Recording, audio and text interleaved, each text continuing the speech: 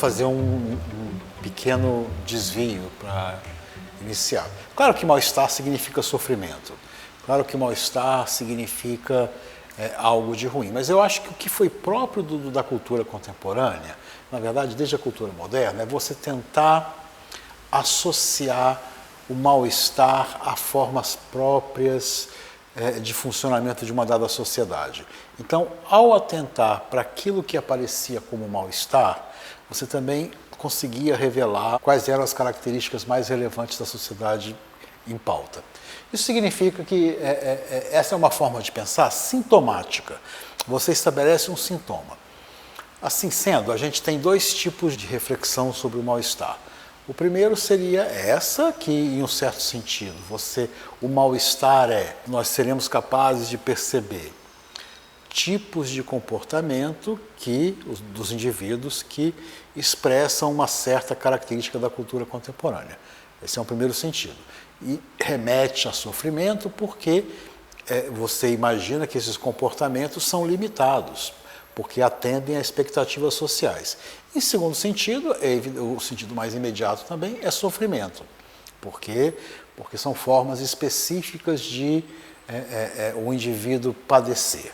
Uma forma própria de acontecer isso, de associar mal-estar e cultura, é por doença mental. E você tenta, então, investigar que doenças mentais caracterizam a nossa cultura, porque é disso que se trata. Essa é a forma de pensar usual. Você define sintomas. Ao definir sintomas, você tende a privilegiar tanto a limitação do indivíduo quanto o sofrimento psíquico. Eu aceito isso, em grande medida, uso esse tipo de argumento, mas eu faço um leve desvio. O desvio que eu faço para mim, o que caracteriza a singularidade de uma cultura é o modo com que ela dá sentido ao sofrimento. O modo como, majoritariamente, os indivíduos de uma cultura atribuem sentido ao sofrer. E, nesse sentido, eu também vou poder fazer uma discussão sobre mal-estar, porque você pode fazer o argumento, que é um argumento que vem desde Nietzsche, mas também está presente em Freud, que parte dos sofrimentos que existem numa dada cultura, parte daquilo que faz os homens sofrerem, deriva do próprio modo de dar sentido ao sofrimento. O exemplo mais imediato disso é, por exemplo, a culpa. A culpa é uma forma de dar sentido ao sofrimento que, evidentemente, causa mais sofrimento. Então, quando me perguntam o que é o mal-estar contemporâneo, a minha tendência vai ser: o mal-estar contemporâneo é a nossa forma específica de dar sentido ao sofrimento. E essa nossa forma específica de dar sentido ao sofrimento tem relação com a crise da culpa. Exatamente. Por quê? Porque você vai liberar a sexualidade em grande medida, você vai fazer valer o direito à felicidade, e os indivíduos cada vez mais dirão: sofro por culpa do outro. Então, parte da explicação do nosso modo de dar sentido ao sofrimento, que é esse, sofro por culpa do outro, decorre da liberação da sexualidade, decorre do direito ao prazer, decorre do valor da felicidade. A outra explicação para esse próprio processo e essa é mais interessante, em um certo sentido, ou também, pelo menos tão interessante quanto, é a perda de instituições que permitiam o indivíduo pensar sua continuidade no tempo para além de sua morte. Eu vou contar uma história porque me impressiona. Eu li há cerca de 3 meses isso, sobre a concepção de vida após a morte no Egito. E o que me impressionou foi que os nobres egípcios viviam em casas de barro e faziam tumbas com pedras. Olha que coisa fascinante. Preferiam viver na pobreza para poder construir uma tumba super bem aparelhada, com muito mantimento, com muito luxo, para o que virá depois, até porque a vida após a morte não teria fim, não teria limite. E aí você fica pensando, como é possível isso, né? E como isso é tão distante da gente, ou pelo menos nem tão distante assim, basta pensar como durante muito tempo as pessoas, o equivalente à casa de barro seria você aproveitar e limitar seus prazeres nessa vida e na esperança de ir para o paraíso. Então, essa ideia de você ter uma casa de barro, porque você tem a esperança de uma vida após a morte, então faz uma tumba extremamente elaborada e custosa, o que isso revela? Que para os indivíduos é muito importante ter uma continuidade no tempo.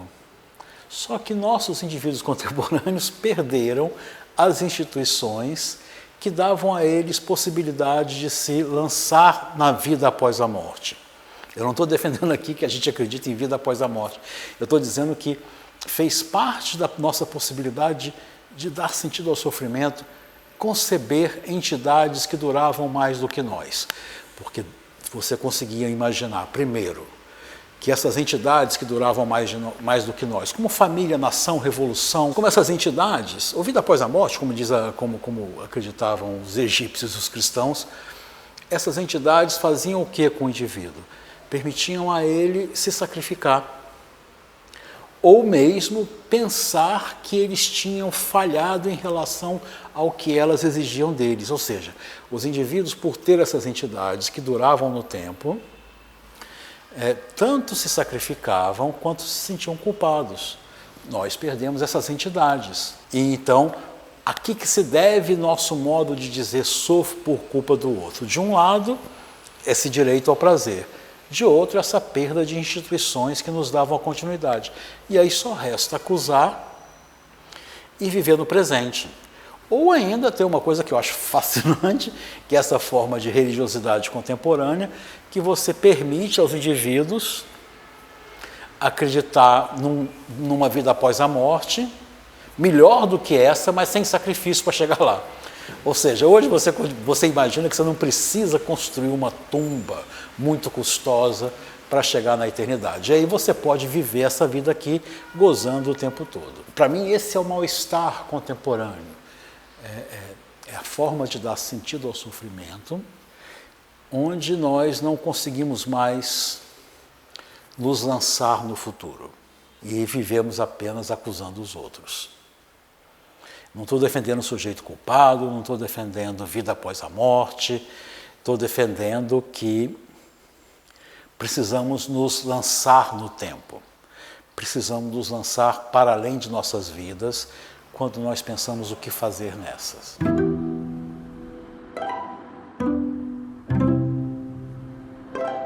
Vou retornar ao argumento da doença mental.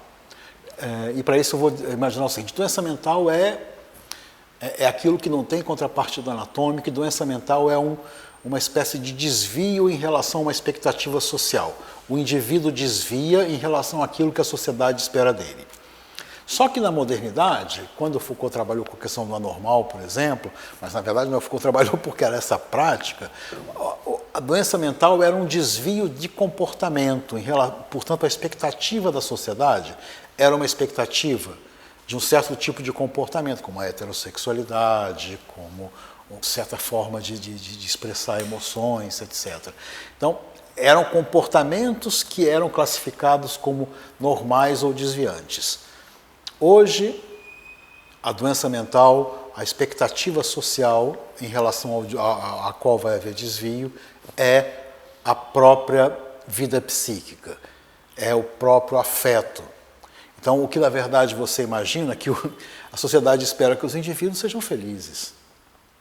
Só que, e isso vem desde Durkheim, é a teoria do anomia de Durkheim, que é a teoria pela qual ele explicou a criminalidade, que é uma forma de desvio. Por que acontece o desvio? Existe um certo valor social, por exemplo, ter dinheiro, ser rico, ter diversos bens, e, por outro lado, uma certa divisão de classes que impede, estou usando divisão de classes, mas ele não usava isso, mas que garantia que não havia para todos os indivíduos as mesmas oportunidades de ascensão social. Para alguns setores da sociedade, a oportunidade de ascensão social maior eram oportunidades ilegítimas. Então, isso ele está explicando o desvio como? você propõe um valor social, mas nem todos os indivíduos conseguirão atender a essa expectativa. Então esse é o primeiro movimento que explica o paradoxo. Uma sociedade que defende a alegria, que defende o indivíduo completamente sem nenhuma timidez, vai ser a sociedade que, evidentemente, vai criar a depressão, vai ser a sociedade que vai criar o transtorno de ansiedade antissocial. Por quê? Porque vai haver modos de falhar que serão próprios do valor que é cobrado dos indivíduos, da expectativa social. Além disso, e aí é uma questão de verdade, e essa é uma outra razão, há uma facilidade muito grande para os indivíduos se sentirem doentes, bastando que as verdades científicas se difundam na sociedade, porque eu não tenho como acessar o pensamento do outro. Então eu não tenho como comparar o meu estado mental com o estado mental alheio. E, portanto, é muito fácil um indivíduo pensar que talvez ele não esteja sendo tão feliz quanto poderia, que talvez ele esteja mais triste do que é normal, de que talvez ele seja mais tímido do que o que é possível. E, portanto, ele pode se conceber como um potencial doente mental e requerer tratamento. Desse modo, eu acho que o paradoxo que é apontado numa sociedade que defende a felicidade, haverá muitas doenças mentais, muitos doentes mentais que falham em relação a essa expectativa, eu acho que está explicado. Até porque, na verdade, essa comparação é normal. Assim, o que a sociedade vende também? Os influencers, ou então as celebridades, elas aparentemente levam uma vida fascinante, não é isso? Elas gozam muito mais do que nós. Pensem naquele mito da suruba em Noronha. É o quê? Pessoas num lugar lindo e pessoas lindas, praticando atos sexuais de todos os modos possíveis. A minha vida sexual é uma miséria em comparação a isso. Então a vida da maior parte dos seres humanos será uma miséria comparada com essa possibilidade do surubão em Noronha. E, portanto, mais facilmente as pessoas se sentirão infelizes, até no sentido de doentes mentais. Então, essa seria a explicação. O que isso implica para o desejo? Para mim, isso retoma uma consideração anterior que eu tinha falado sobre você se projetar no futuro. Desejo é futuro. Desejo é um dos modos de haver futuro para nós. Não é à toa que desejo e medo se articulam, não é à toa que culpa é apenas angústia em relação ao desejo. O que eu acho que está acontecendo é que a gente vive uma sociedade não culpada, mas ao mesmo tempo com dificuldade de desejar, com dificuldade de querer futuro, com dificuldade de se projetar e querer fazer coisas. E é por isso que muitas vezes você cai numa atitude hedonista, sem projeção, sem construção de futuro. Por quê? Porque não tem possibilidade. Para que eu vou me sacrificar? Para que eu vou fazer qualquer coisa? Por que eu vou lutar para chegar a ser alguma coisa ou para fazer alguma outra coisa? Por nada. Melhor é só ficar gozando. E, por outro lado, eu sei que eu gozo menos do que eu deveria. Portanto, e aí você tem essa sociedade que faz esse tipo de indivíduo que simultaneamente fracassa em relação ao ideal de felicidade e não deseja.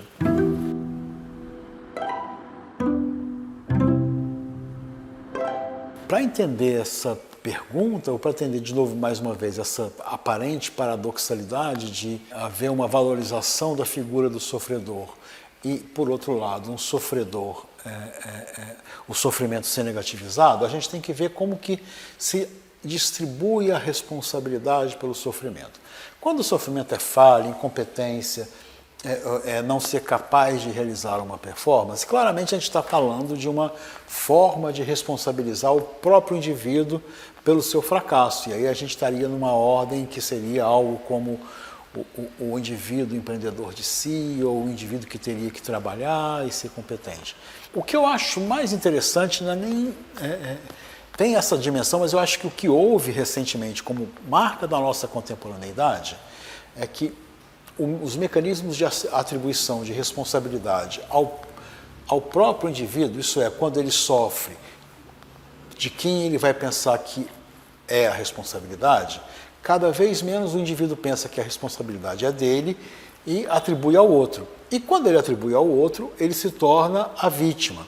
E a vítima, na cultura contemporânea, é uma figura valorizada. Primeiro, por que ela é valorizada? E é uma ambiguidade também você dizer que a vítima é uma figura valorizada, porque a vítima é quem perdeu, por exemplo, ou quem sofreu, ou quem foi violentado. Mas porque você tem um mecanismo hoje de construção de justiça cada vez mais curioso, que é o Estado ele não está mais aqui para arbitrar o que é o justo para todos. O Estado está cada vez mais sendo convocado pelos indivíduos para vingá-los dos preconceituosos,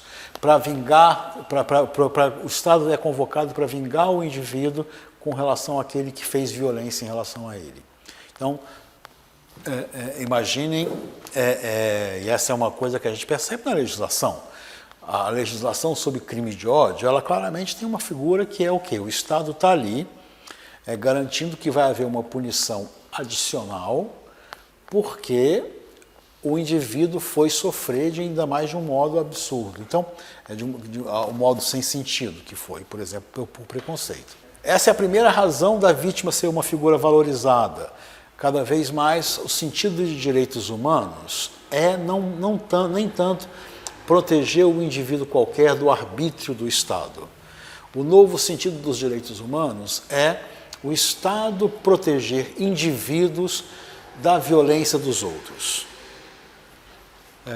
E é nesse sentido que os direitos humanos cada vez mais se centram sobre violência em relação a certos grupos. Isso começou não só com o movimento de identidade, mas com o movimento de vítimas de crime, onde o Estado é convocado, então, para responder a esse sofrimento. Então, essa é a primeira razão da vítima ser uma figura relevante, que é esse novo lugar, essa nova relação entre indivíduo e Estado. A segunda razão, que também é fácil de ser percebida, a vítima é valorizada porque ela é uma figura de consenso moral. A gente vive uma sociedade plural, onde a gente tem consenso. É que se houve sofrimento causado por violência, isso foi injusto. E aí nós temos uma situação nova, que é o consenso se dá não por acordo em relação a uma certa moralidade, mas acordo em relação à indignidade de uma violência sofrida por um indivíduo. E a terceira razão, porque a vítima é relevante, é uma razão histórica, é uma razão cada vez mais, quando se pensa em inserção histórica, isso especialmente a partir do Holocausto, quando se pensa em inserção histórica de uma cultura, se pensa, sobretudo, em como é possível evitar o horror do que foi feito. Então, você não tem mais uma inserção histórica marcada pelas ideias de progresso ou revolução, de construção de futuro. Cada vez mais você tem uma figura de inserção histórica onde se trata de evitar a repetição do passado, a repetição de um passado onde a cultura foi violenta. E é preciso notar, então, também é uma consequência, um corolário, se ela é valorizada, ela vai ser uma figura ambicionada por diferentes grupos sociais. Então, talvez das coisas mais divertidas que a gente vê é aqueles que falam do vitimismo também se colocam o tempo todo como vítima. As eleições brasileiras nos garantem isso, tá certo? Aqueles que por acaso criticam neopentecostais e sua atitude diante da sexualidade, especialmente com relação aos gays, o que eles vão responder? Que as pessoas têm cristofobia. Quem diz isso? Então nós temos um movimento onde todos ambicionam ser essa figura que é vítima do preconceito alheio, que é vítima da violência alheia. Porque essa figura é a figura que geraria indignação social, é a figura de consenso possível. Evidentemente não é, né? Porque todo mundo quer ocupar esse lugar de vítima, você vai ter uma disputa e uma recusa à posição de vítima. Mas mantém-se a posição ambicionada. De certo modo, a gente está assistindo a uma mudança histórica bastante relevante e fácil de ser apreendida, que é a passagem da figura do cidadão para a figura do sofredor vítima. Quem tem direito a alguma coisa? Anteriormente você tinha direito a alguma coisa por ser um cidadão. Agora, quem tem direito a alguma coisa é quem sofre. Por exemplo, pensemos na judicialização da saúde. Quem vai ganhar dinheiro do Estado para ser medicado? Vai ser alguém que tem doença rara, ou vai ser alguém que vai não ser um cidadão, mas vai ser alguém que sofre mais do que o restante, porque ele não é capaz de se manter por si mesmo, um idoso de mais de 80 anos que não consegue mais trabalhar, ou coisas do gênero. Então, portanto, como você tem direito a receber ajuda do Estado e a solidariedade social? Não é mais porque você é um cidadão, não é mais porque você é um indivíduo como outro qualquer, mas é porque você sofreu. E não qualquer sofrimento, mas um sofrimento específico. Um sofrimento um sofrimento inocente. E por que inocente? Porque foi causado por outro. Um sofrimento não só inocente, mas um sofrimento absolutamente injustificado, porque foi um sofrimento causado por um preconceituoso, por um violento. Então, é essa conjunção da figura da vítima como um novo lugar de solidariedade social e de atenção do Estado que a gente está assistindo. É claro que isso é uma crítica à ideia da igualdade no sentido estrito, e também a gente percebe como que essa figura da vítima depende dessa construção da responsabilidade. Quem vai ser o responsável? Se o sofrimento que a pessoa tem pode ser atribuída pela sociedade a ele próprio, porque não estudou o suficiente, porque não trabalha, porque é preguiçoso. Alguns sofrimentos são assim, você não pode se responsabilizar, então, portanto, você vai continuar cobrando do indivíduo isso. E alguns outros sofrimentos não, ele não teria tido nenhuma responsabilidade, ele seria uma vítima e é nesse lugar que ele ganha a ajuda do Estado, é nesse lugar que ele ganha relevância social. E não só relevância social, que ele ganha repercussão social, ganha possibilidade de ser conhecido, de ser famoso, etc. É difícil, é duro falar isso, mas isso também acontece. Uma pessoa ganha relevância social atualmente hoje, parte do fato dela ganhar relevância social não é ela fazer alguma coisa, mas ela ter sofrido alguma coisa.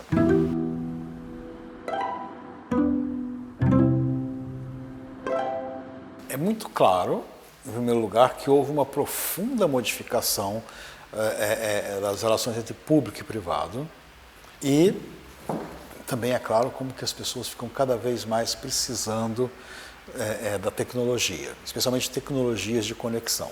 O que eu tenho para dizer um pouquinho de diferente em relação a isso? Primeiro, eu acho que é importante a gente notar que quando você modifica o nexo entre público e privado, quando você deixa e incita os indivíduos a exporem sua intimidade, você tem uma nova valorização, um novo tipo de ideal de indivíduo. O ideal do indivíduo não é mais o recatado. O ideal do indivíduo hoje é aquele que se expõe. Então essa é a primeira coisa que é importante notar, até porque a gente pode depois pensar na existência de uma doença como aquilo que antes era chamado timidez. A timidez se torna doença por quê? Porque, na verdade, você tem esse valor novo de fazer com que as pessoas sejam capazes de ser extrovertidas. Se o ideal de indivíduo hoje é alguém que participa do Big Brother, isso é, alguém que é capaz de expor ao máximo sua intimidade, alguém que é capaz de não ter intimidade, certamente o valor social tem que ser a extroversão. E é exatamente o contrário do que era 100 anos atrás, onde o que importava era, por exemplo, um certo recato, um certo pudor. A palavra pudor também dá um outro sentido importante ao movimento, que essa nossa sociedade vai ser uma sociedade marcada por aquilo que eu chamo de vergonha reflexiva. É uma sociedade onde as pessoas não querem mais, não aceitam mais o peso da reputação sobre elas. E, portanto, elas vão estar o tempo todo dizendo que tem vergonha de terem tido vergonha. É claro que esse ideal de vergonha de ter tido vergonha tem como figura maior a narrativa de sair do armário. Sair do armário é você falar o quê? Olha, deixei de dar valor ao juízo dos outros. E aí você pode notar como que essas pessoas que expõem a sua intimidade de um modo absurdo vão falar o quê?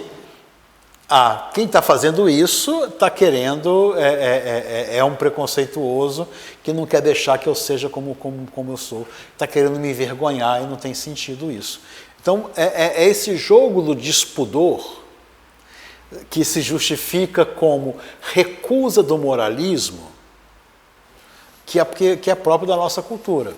Então, esses são os mal-estares ligados à visibilidade, que você cria um novo valor, você cria também essa recusa da vergonha, onde o bom é você não se envergonhar, onde o bom é, portanto, sempre argumentar que você deixou de sentir vergonha. Você sentia vergonha antes, mas agora não sente mais vergonha, você envergonhou-se de ter sentido vergonha. E o terceiro ponto, que é essa discussão do mal-estar da conexão, é uma reflexão imediata sobre o que é a tecnologia, do que são os nossos objetos técnicos. Cada vez mais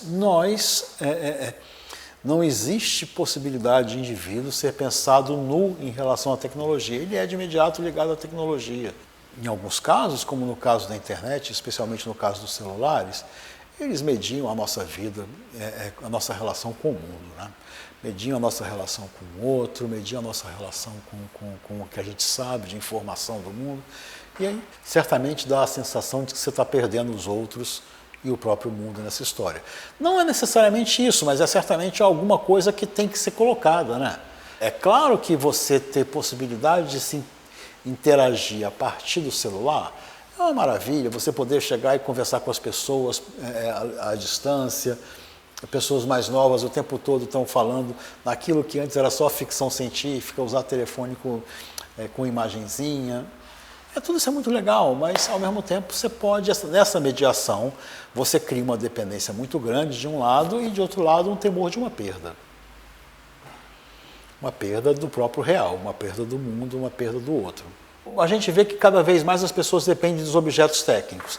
E aí a gente tem a tendência a não conceber os medicamentos como tecnologia, mas eles o são. Cada vez mais nós também vivemos nossas vidas a partir dos medicamentos. Isso implica a necessidade de um movimento, que é o movimento de fazer os indivíduos quererem o medicamento. Como é que você faz o indivíduo querer a tecnologia, querer o celular? A pergunta imediata seria como você faz com que os indivíduos queiram o medicamento. E o modo de você fazer com que o indivíduo queira o medicamento é gerar nele uma intensa angústia sobre a normalidade dos seus sentimentos. Uma intensa angústia sobre se aquilo que ele experimenta é tão normal como deveria ser. Sendo que o normal aqui não é mais um comportamento, o normal é agora um afeto. E como por ser um afeto eu não tenho como olhar na mente do outro e, portanto, não tenho como comparar sobre a minha normalidade. Então é fácil gerar essa angústia. Ao gerar essa angústia, eu também gero uma necessidade do medicamento. Então, vejam só, a gente tem uma situação muito complexa onde, de um lado, você vai gerando comportamentos que favorecem o indivíduo a se sentir insuficiente. E, de outro, você está oferecendo um objeto técnico para lidar com essa insuficiência. E o medicamento é um desses objetos técnicos que você gera. Fazer os indivíduos pensarem que eles não são felizes o suficientes, alegres o suficientes, que eles não têm uma vida prazerosa o suficiente, isso é modo de fazer o quê? Ou usa droga, ou usa um antidepressivo. Ou uma combinação delas.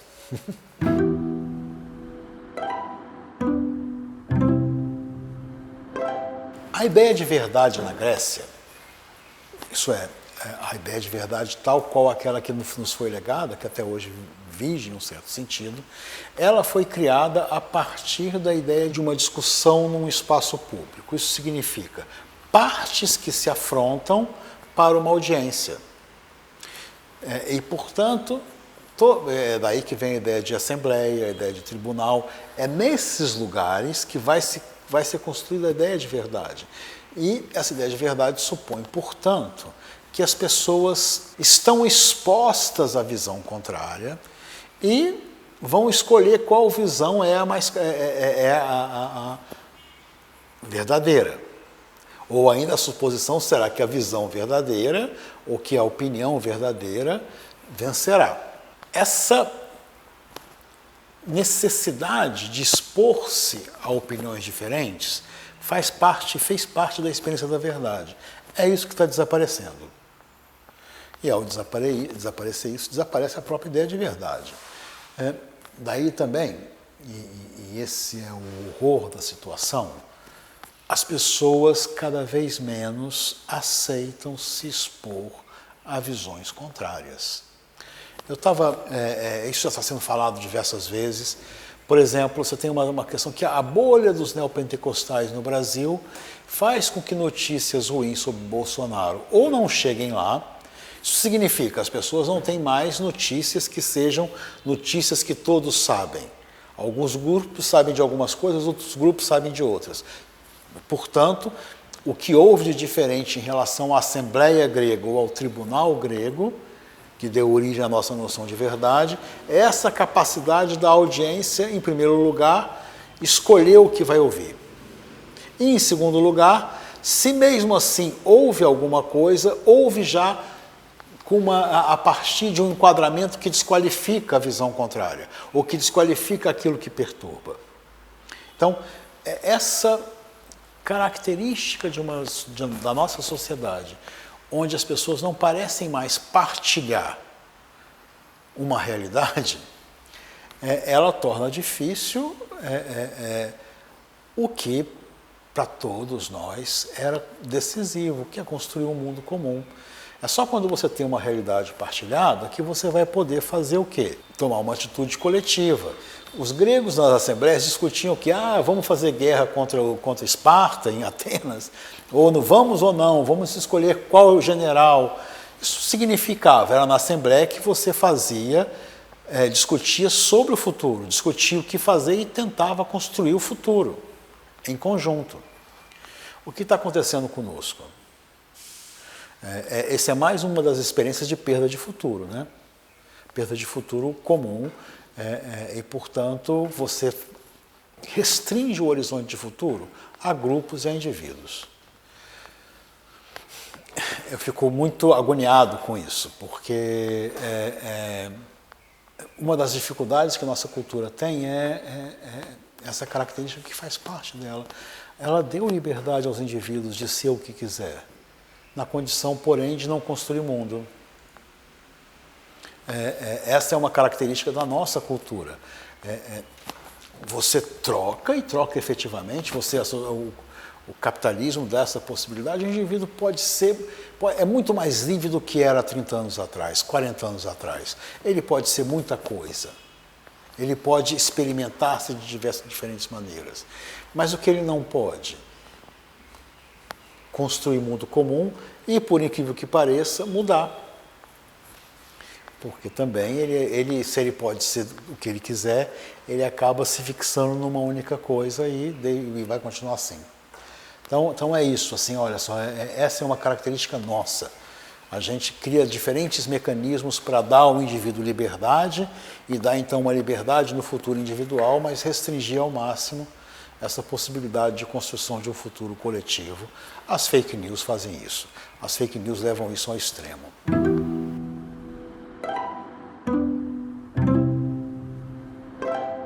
Eu acho que o termo crucial aí é o termo crítica. O que significa crítica? Eu acho que a gente está tendo uma redução do sentido de crítica à acusação. A acusação não é crítica. Crítica é o quê? Se a gente pega uma noção como... Pega um autor como Foucault, por exemplo, quando ele pensava o conceito de crítica. O conceito de crítica para ele significava necessariamente pôr em questão a historicidade das suas crenças. pôr em questão a historicidade, obviamente, não só das crenças dele, Foucault, mas das crenças de sua cultura. A atitude crítica, portanto, significava marcar um limite. Ou ainda, para dizer isso de outro modo, quando a gente acredita na historicidade do pensamento, e nossa cultura continua, em um certo sentido, acreditando na historicidade, de um modo paradoxal, mas quando você acredita na historicidade das ideias, qual é a suspeita que se tem sempre? Que qualquer ideia que você tenha sobre o real não esgota aquilo que o real é. Qualquer ideia que eu tenha sobre o justo precisa ser desconstruída em nome da justiça. Qualquer ideia que eu tenha sobre o bem tem que ser desconstruído, porque vai limitar aquilo que pode ser a própria justiça. Crítica, portanto, significava pôr em questão suas crenças, marcar a pertinência de suas crenças a uma certa cultura e, em simultâneo, mostrar como essas crenças constituíam modos de ser, constituíam subjetividades. Criticar jamais era acusar. Criticar era apostar como nós tínhamos sido construídos e como podíamos deixar de ser. Criticar era abrir. Criticar era convidar a mudança. Quando a crítica se reduz à acusação,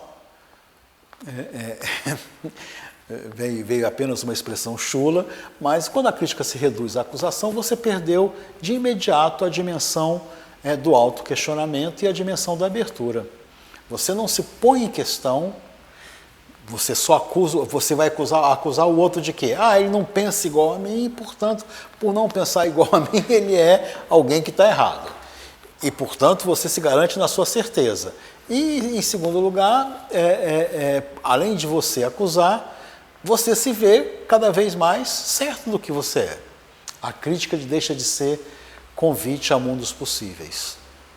Essa concepção nossa atual, ou essa redução do sentido de crítica à acusação e à indignação é o que a gente está vivendo.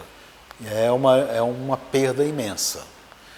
É uma perda imensa da possibilidade de discutir, da possibilidade de questionar, da possibilidade de se pôr em questão. Pense em qualquer tema delicado, e nós temos muitos temas delicados. O que acontece? Quando você vai começar, não se discute ele, não se discute, você apenas acusa um ao outro. Você fica com mimimi, você é um fascista, e já era.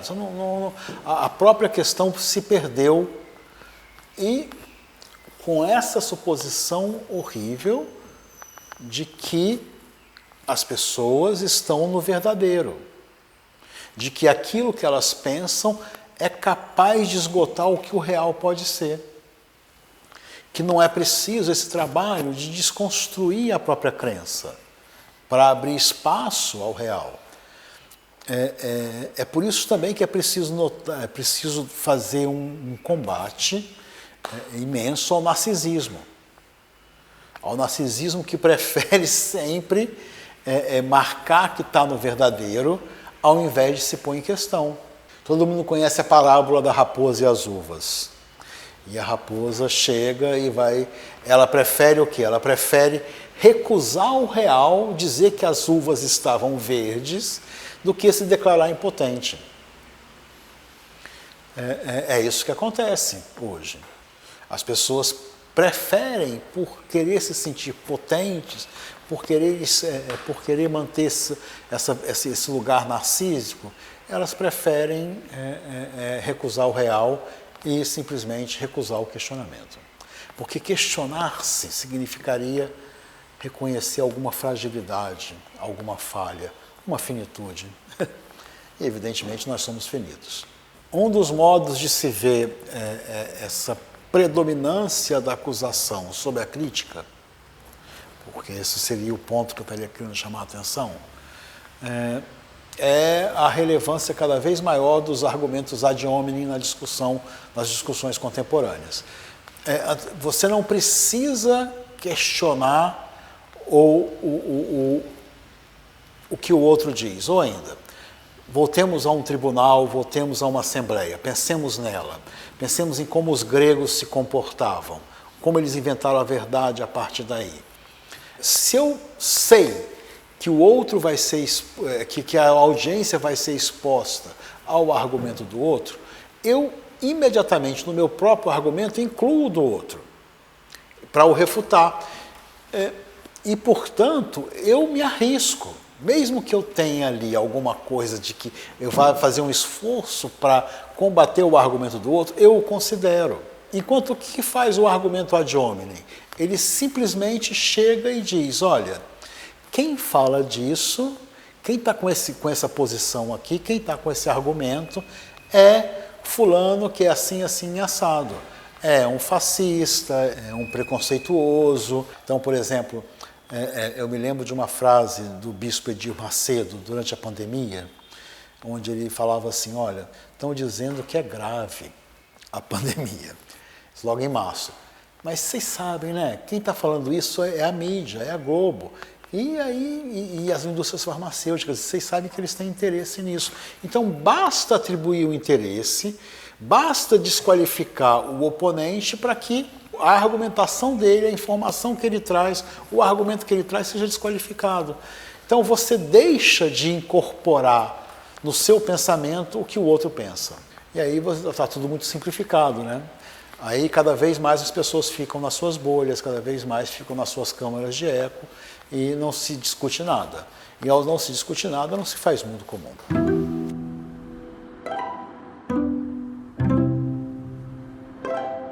Eu vou fazer uma entrada por essa questão apenas, porque ela é muito ampla. A entrada que eu vou privilegiar é, primeiro, eu vou insistir no argumento do modo contemporâneo de dar sentido ao sofrimento. O modo contemporâneo de dar sentido ao sofrimento é cada vez mais sofro por culpa do outro. Sofro porque sofri de preconceito. Sofro porque um preconceituoso me obstaculizou. Sofro porque alguém exerceu violência contra mim. Então, portanto, sofro por culpa do outro. O que há aqui, claramente, é um indivíduo se descomprometer em relação ao seu sofrimento. A ideia de compromisso em relação ao sofrimento não é a ideia de culpa, porque a ideia de culpa é um certo modo de você se comprometer com o sofrimento. Mas o que acontece é além disso. Ao colocar a culpa no outro, eu também vou poder narrar o que eu experimento sob a forma de um testemunho que obrigatoriamente vai ser tido como verídico. Então, o curioso do que a gente está vivendo também na medida mesmo em que você diz sofro por culpa do outro, você também reatualiza algo que a gente pensava que tinha sido superado na modernidade. A gente reatualiza a transparência da consciência de si para consigo mesmo, especialmente nos relatos testemunhais quando se foi vítima de violência. É muito curioso isso, porque ao supor que o indivíduo tem uma total transparência de si a si em relação ao que lhe aconteceu, o que está sendo expulso? O que está sendo afastado? Qualquer inquietação sobre o seu compromisso em relação à situação. Qual é o lugar que ele tinha ali? Não é uma situação, porque seria obviamente uma idiotice já superada, não é você supor, por exemplo, ou ficar imaginando, por exemplo, que alguém que foi estuprado, uma mulher que foi estuprada, teria que pensar sobre o comprometimento dela ali, que teria a ver com o seu próprio desejo de ser estuprado. Isso é uma estupidez, não é isso que se trata.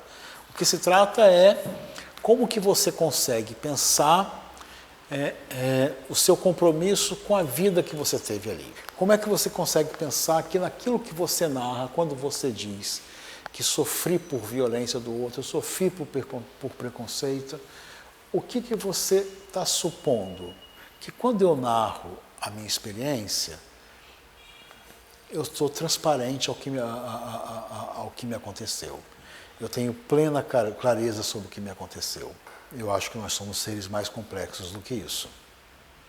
Eu acho que essa complexidade, por sua vez, vai ser aquela que vai dar conta de um certo compromisso do sujeito com o que lhe acontece. Isso é mais uma tarefa ética, tá certo? Assim, eu não consigo ter resposta, mas eu acho que a gente precisa colocar a questão. E a questão que seria colocada é essa: como a gente consegue pensar a implicação do sujeito no que lhe acontece? A gente está vivendo uma forma de pensar e de se comportar que se contenta com uma desimplicação muito rápida e que favorece um discurso que tende a ser ressentido, favorece um discurso que tende a ser acusatório. Será que a gente está condenado a ficar entre o ressentimento e a culpa? Será que a gente não é capaz de inventar outras formas de nos relacionarmos com o mundo? Será que a gente não é capaz de pensar outro sentido de responsabilidade? A acusação, sofro por culpa do outro, ela tem como contrapartida essa transparência de si a si.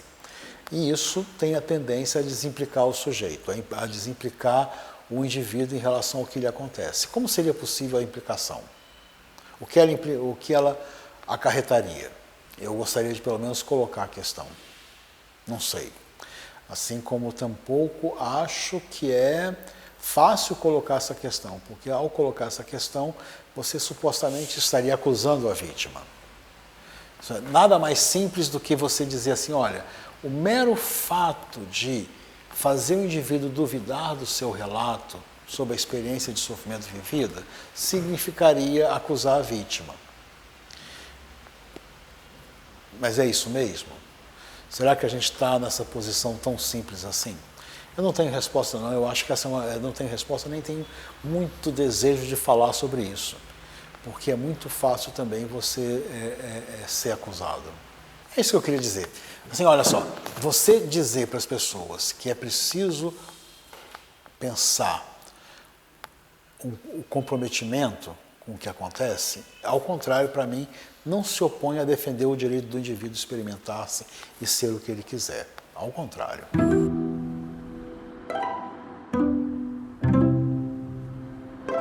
A modernidade, ela frisou um certo tipo de herói, que era o herói maldito, que era a vanguarda intelectual, que era aquele indivíduo que desafiava a moralidade vigente. Esse era o lugar de artistas intelectuais, de desafiar a moralidade vigente. O que eu acho que acontece nessa perspectiva agora? Eu não consigo imaginar, não tenho a clareza, eu tenho dificuldade primeiro a pensar em resistência, no sentido de que não faz parte do meu funcionamento psíquico. Eu sei que elas existem, mas não é isso que me interessa pensar. Eu tenho a tendência a pensar mais como que as relações de poder se estruturam. Porque, para mim, resistência é um pouco entender como elas se estruturam e questionar. Esse é o lugar que eu gosto de operar. Mas esse lugar de questionador da moralidade vigente, quem parece ocupar hoje? E isso é tão engraçado. Quem parece ocupar isso hoje é a direita. É por isso que é complicado você falar disso. Quando você vai, quem é contra o politicamente correto? Quem é contra o cancelamento? Quem defende a liberdade de expressão?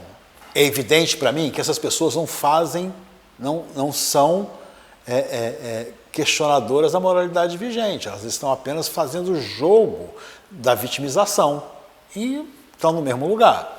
Para mim, o questionamento da moralidade vigente seria sair desse jogo da vitimização e encontrar um indivíduo que seja capaz de assumir o destino, né? E fazer destino coletivo e questionar. Isso é quase como que o princípio de quem foi marcado por pensadores como Nietzsche, Foucault e mesmo Freud. Então, assim, o pensar é isso, né? Você ter possibilidade de questionar e construir mundo. Mas que também o artista podia ocupar na modernidade, com seu comportamento amoral ou imoral, nas suas experimentações corporais. Hoje, o que acontece? Primeiro, experimentações corporais já estão completamente generalizadas. É difícil você supor que práticas sexuais diferenciadas, se é que elas existem, estão restritas a certos grupos sociais.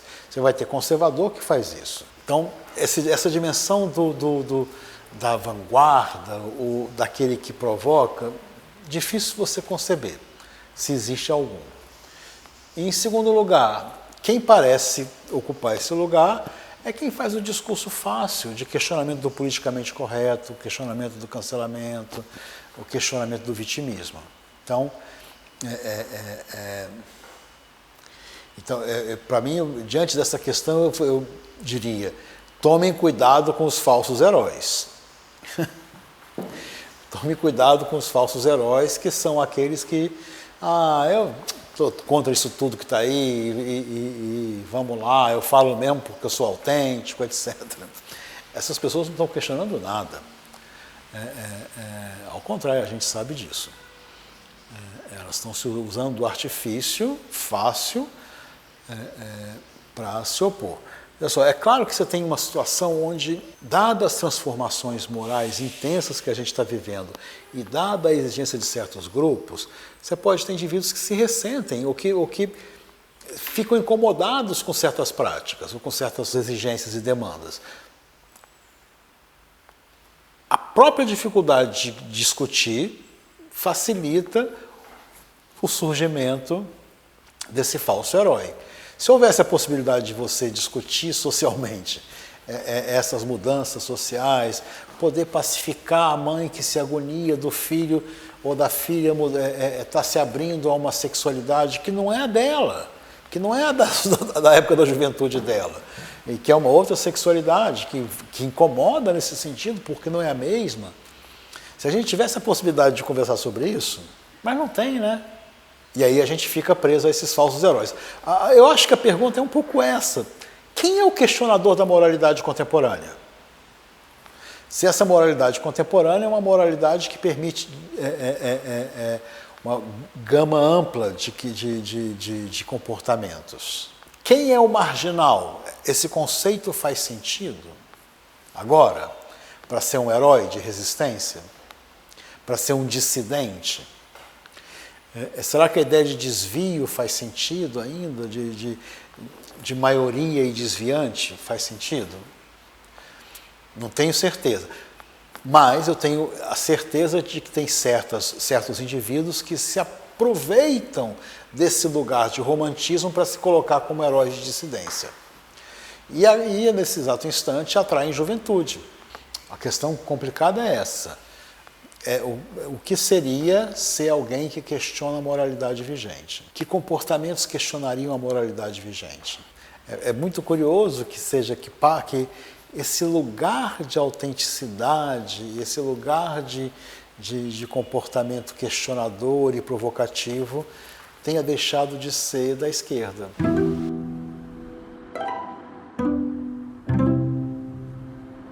Tem esse problema do modo de pensar, que eu acho que não é à toa que eu gosto tanto do Foucault. Foucault falava de resistência, mas ele nunca descrevia o que era resistência, ele só falava que existia. A minha atração por Foucault, o que eu me identifiquei com tanta facilidade, é que o Foucault ficava numa discussão sobre a forma como o poder estruturava a subjetividade. Então ele não discutia o que era resistência. Eu tenho muita dificuldade de olhar para o que está acontecendo e ver no que está acontecendo alguma forma de questionamento do que está acontecendo.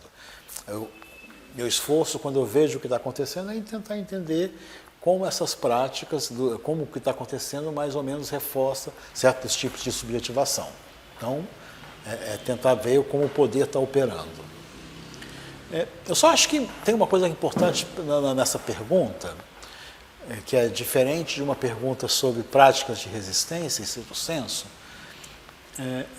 que é o lugar do sofrimento na vida. Eu acho que a gente vive uma cultura que não suporta o sofrimento, não consegue dar lugar a ele. Por quê? Porque não consegue ter sacrifício, não consegue pensar culpa em relação a alguma entidade, porque não consegue conceber um para quê. O sofrimento ele tem essa dimensão de sofro para alguma coisa. Era desse modo que a gente dava sentido. Assim sendo, a nossa atitude diante do sofrimento, e evidentemente um para quê. Por exemplo, aí a gente pensa em Nietzsche e Deleuze, nas narrativas lindas que eles fazem. O Nietzsche dizia assim, é linda essa frase, o sofrimento deveria ser como a gravidez, o sofrimento de uma grávida, porque é o nascimento de um filho novo. Então você sofre, mas para ver o novo. Esse lugar do sofrimento como um para quê, e esse para quê é uma abertura, é também o que Deleuze pensava quando ele discutia o sofrimento, quando ele falava, por exemplo, daquela cena tão bela que ele pega de Sartre, uma pessoa está andando no campo e diz, eu tenho medo, e esse eu tenho medo é a abertura de mundo possível. Então, nesse lugar mesmo de sofrer, de estar assustado, o mundo se dá. Se toda mudança implica sofrimento, a gente sabe disso, mudar de vida implica sofrimento. Mesmo uma mudança de vida desejada implica sofrimento. Mesmo uma separação que você queira se separar para se casar com uma outra pessoa, essa separação tem sofrimento. Então, toda mudança implica sofrimento. Se é assim, você pode fazer o contrário, né? Você pode fazer o raciocínio contrário e ver se, na verdade, todo sofrimento é condição de mudança. Era isso que um pouco Nietzsche pensava. O que aconteceu na nossa cultura é perder isso. Perder completamente. E aí também você perde a dimensão da ascese. Você perde a dimensão das pessoas se esforçarem para alguma coisa. Os esforços também vão ser muito de projetos, muito de curto prazo, porque projeto de longo prazo não vai dar. O sacrifício não pode ser muito grande. Então eu acho que quando a gente pensa nessa pergunta que vocês nos colocam, que é se o mal-estar tem alguma potência de abertura, eu acho que essa pergunta já marca o lugar de quem faz a pergunta, que é o lugar daqueles que apostam no sofrimento como abertura de mundo. Eu não sei que doença, ou que sofrimento, ou que mal-estar está fazendo isso, mas eu sei que seria ótimo, que seria desejável, que seria interessante se os seres humanos fossem de novo capazes de imaginar que, ao estarem sofrendo, estão construindo alguma coisa, estão abrindo um mundo novo, estão fazendo uma diferença. Eu acho que seria muito interessante que nosso mal-estar marcasse uma obstinação, marcasse uma resistência nessa forma de obstinação a não continuar desse modo que a gente está vivendo, a desejar, pelo fato mesmo de sofrer, a desejar um mundo diferente. Quem dera que o mal-estar, algum mal-estar, ou o mal-estar em geral, possa ser essa obstinação.